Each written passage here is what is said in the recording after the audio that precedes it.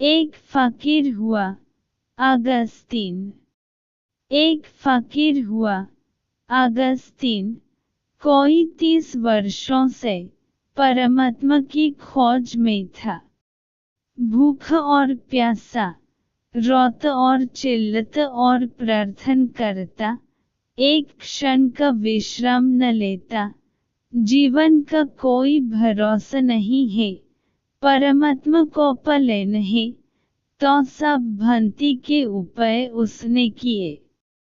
बूढ़ा हो गया था, थक गया था, परमात्मा की कोई प्राप्ति न हुई थी। कोई दूर, परमात्मा निकट नहीं आया। बुढ़ापा निकट आ रहा था, मौत करीब आ रही थी। उतने ही प्राण और चिंतित होते जाते थे। एक दिन सुबह सुबह ही रात भर रो कर भगवान से प्रार्थना करता रहा कि कब मुझे दर्शन दोगे। सुबह उठ और नदी के, समुद्र के किनारे घूमने चला गया। सूरज उगने को था, किनारा एकांत था, समुद्र का कोई भी वहां न था। थोड़ी दूर चलने पर एक छोटा सा बच्चा उसे खड़ा हुआ दिखाई पड़ा एक चट्टान के पास।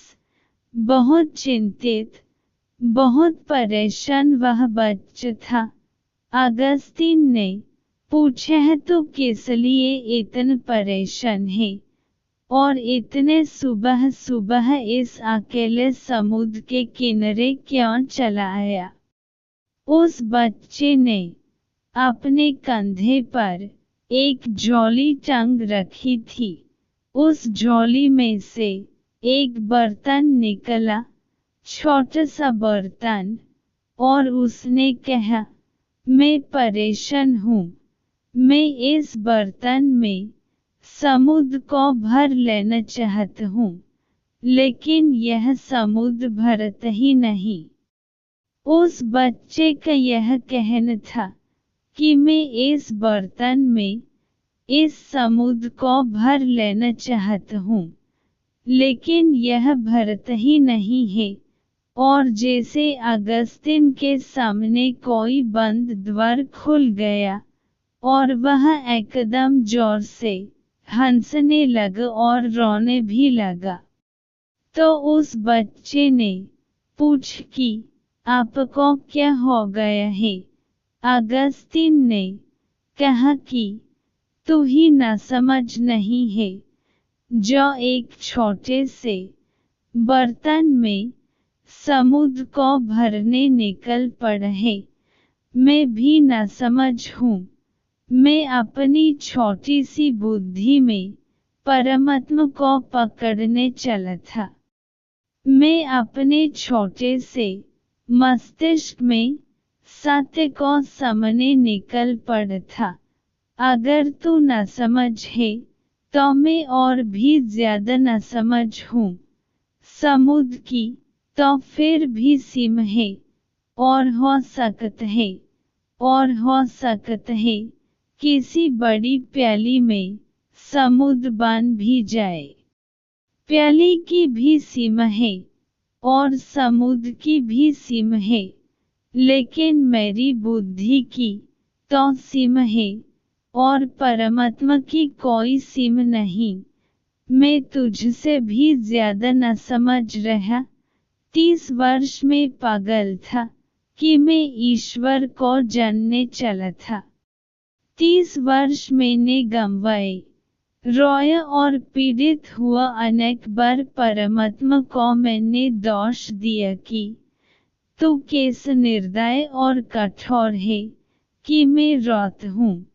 मेरे आंसू तुझ तक नहीं पहुँचते, और आज मैं समझ पाया कि मेरी भूल वही थी जो तेरी भूल है।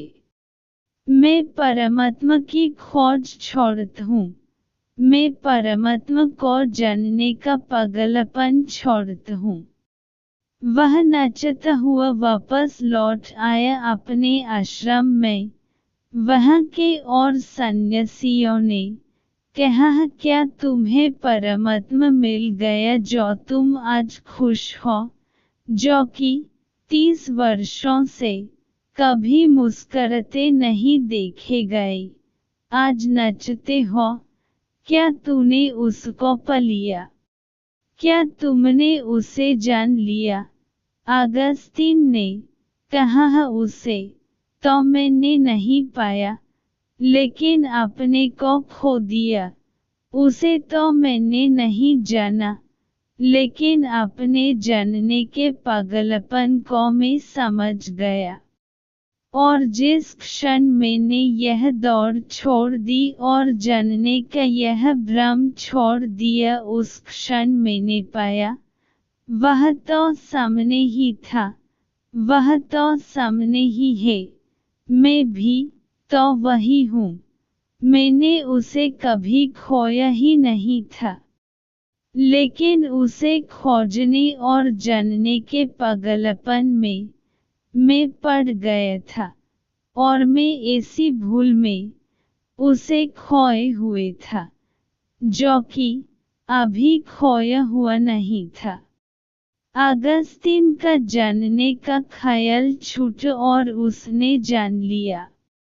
अज्ञान के लिए मैंने कहा है कि यह अज्ञान हमारे अहंकार की मृत्यु बन जाएगी, अगर मैं यह ठीक से जान सकूं कि मैं कुछ भी नहीं जानता हूँ, और मैं यह जान सकूं कि जो असीम है वह सीमित बुद्धि से नहीं जाना जा सकेगा, और मैं यह जान सकूं कि प्याली में समुद्र भरन पागलपन है, और अपनी बुद्धि में सत्य को भर लेने का ख्याल और भी बड़ा पागलपन है।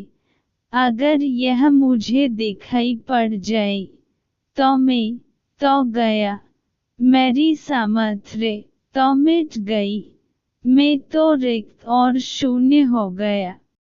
और जिस क्षण कोई व्यक्ति उस स्थिति में पहुंच जाता है जहां उसे यह भी भ्रम नहीं रह जाता कि मैं जानता हूँ, अज्ञान की, न जानने की स्टेट ऑफ नॉट नोइंग में है, जबकि उसे कुछ भी प्रतीत नहीं होता कि मैं जानता हूँ, मन एकदम मौन और शांत हो जाता है।